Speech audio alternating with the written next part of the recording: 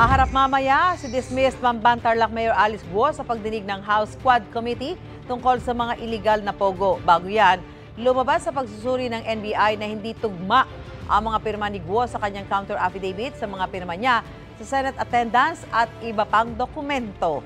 May unang balita si Dano Tingkungko.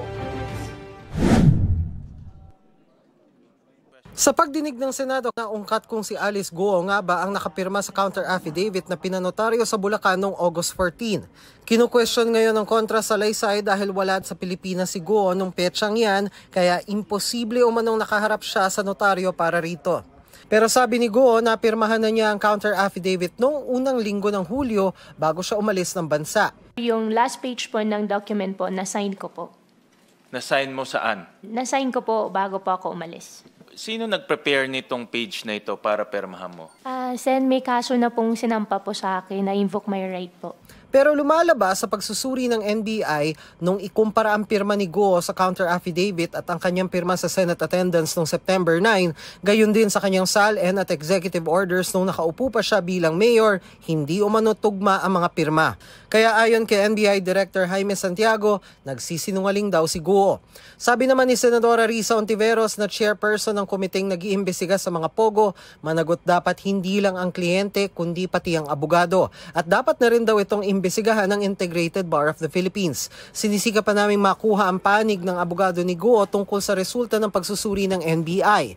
Pero kaugnay sa pagpapanotaryo umano ng counter affidavit ni Guo, kahit hindi personal na pinanumpaan, minaliit na mga abogado ni Guo ang babala ng Justice Department na posibleng pati sila ay balikan. Kung papailan mo ng kaso, lalo na kung isang abogado na ginagawa yung trabaho niya, wala kang mga ebidensya, speculations lang.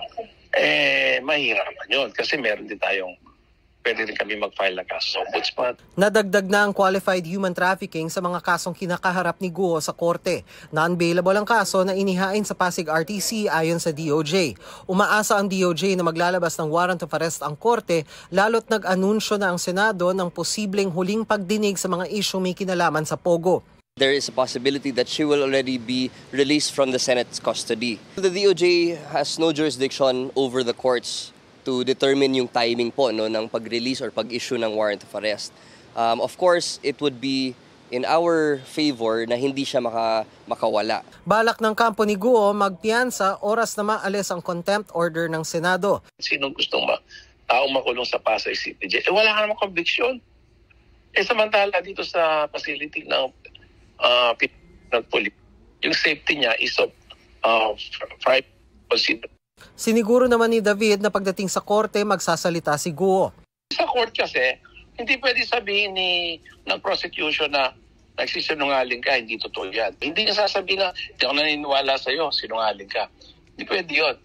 Sa gitna nito, sinabi ng PNP na sineseryoso nila ang lumabas sa Senate hearing na may dating PNP chief o mano na nasa buwan ng payroll ni Guo at tinulungan si Guo na makatakas. Well, no less than the chief PNP talked to me about that. Ang sinabi niya at gusto niyang iparating sa ating mga kasamahan sa media na there is no sacred cow dito sa gagawing investigation, even if it means holding liable ang isang former chief PNP. Kasunod ng pagkatakas ni Guo, may mga pangalan pang iniimbestigahan ng PNP pero wala raw dating PNP chief. We will see kung hanggang saan yung makukuha naming mga ebidensya o makakalkal naming mga impormasyon laban dito sa sinasabing former chief PNP na ito. Sabi naman ni dating PNP chief at ngayon Senador Bato de la Rosa, nababahala sa impormasyong ito ang iba pa mga dating hepe ng PNP. 24 na ex-PNP chief ang nabubuhay pa sa ngayon. So dapat, bago nila nilabas yun, kinonfirm muna, binalidate ng husto, at once validated, dapat alamin kung sino talaga yun at isabi yung pangalan. Hindi yung sabihin lang na parang na former chief PNP, para bang nagkakaroon tuloy ng pagdududa yung tao na ano ba ito? Is this part of a grand political plan?